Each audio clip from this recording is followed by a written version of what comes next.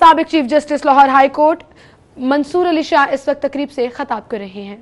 Is also projected to decrease, which will lead to biodiversity loss and reduce availability of fresh water for the population.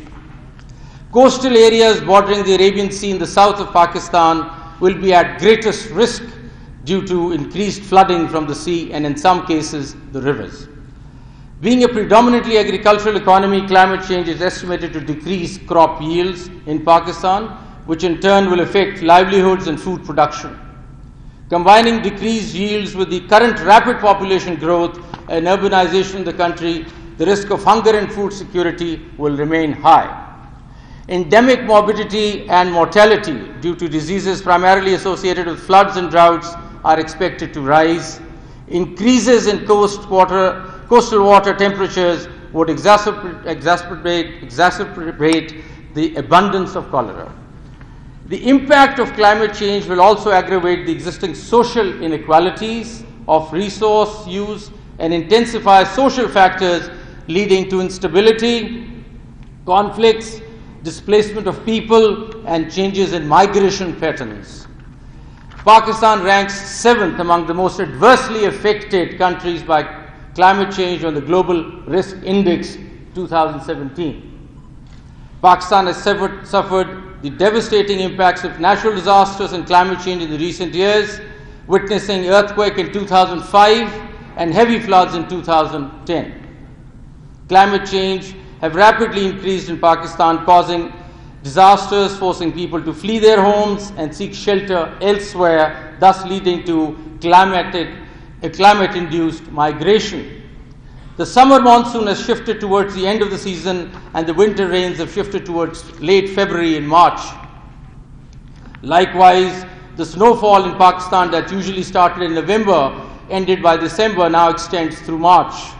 According to reports, the high rate of population growth has reduced per capita water availability from an ample 5,200 cubic meters per person per day to less than 1,000.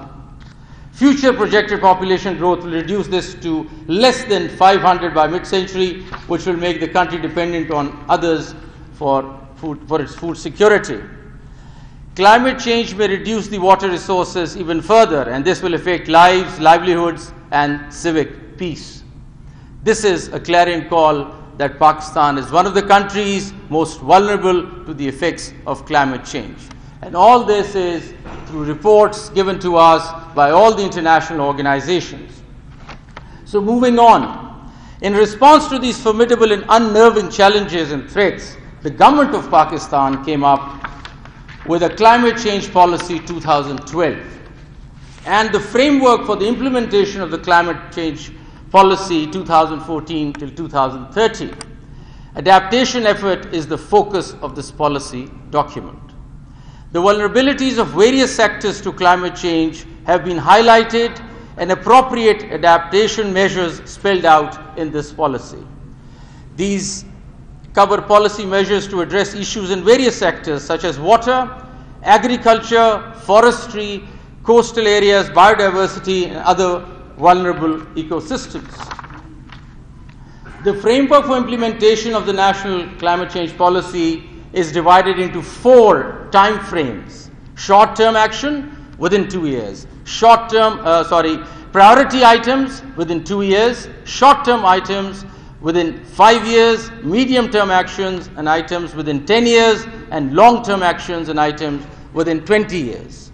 The National Climate Change Policy of 2012 is Pakistan's guiding document on climate change, setting out the goal of achieving climate resilient development for the country through mainstreaming climate change in the economically and socially vulnerable sectors of the country. We in Pakistan undisputedly recognize that clean, healthy, and functional environment is integral to the enjoyment of human rights, such as the rights to life, health, food, and adequate standard of living. Indubitably, climate change will have a profound effect on the enjoyment of human rights for individuals and communities globally. This is not merely an abstract assumption or a future possibility. According to UNEP in their report, and I quote, "The impacts of climate change on freshwater resources, ecosystems and human settlements are already undermining access to clean water, food, shelter, and other basic human needs, interfering with livelihoods and displacing people from their homes. These impacts constitute a serious interference with the exercise of fundamental human rights, such as rights to life, health, water, food, housing, and adequate standard of living. No one here can deny that there is an inseparable nexus between climate change and human rights. Our Constitution authorizes our constitutional courts to directly deal with enforcement of fundamental rights. Our constitutional values provide that principles of democracy, freedom, equality of opportunity, social, political, and economic justice shall be fully observed. Our fundamental rights or human rights provide for life, right to dignity, right to non-discrimination, right to movement, right to information, right to property, or right against its deprivation. Pakistan has had a telling and a robust experience with environmental rights.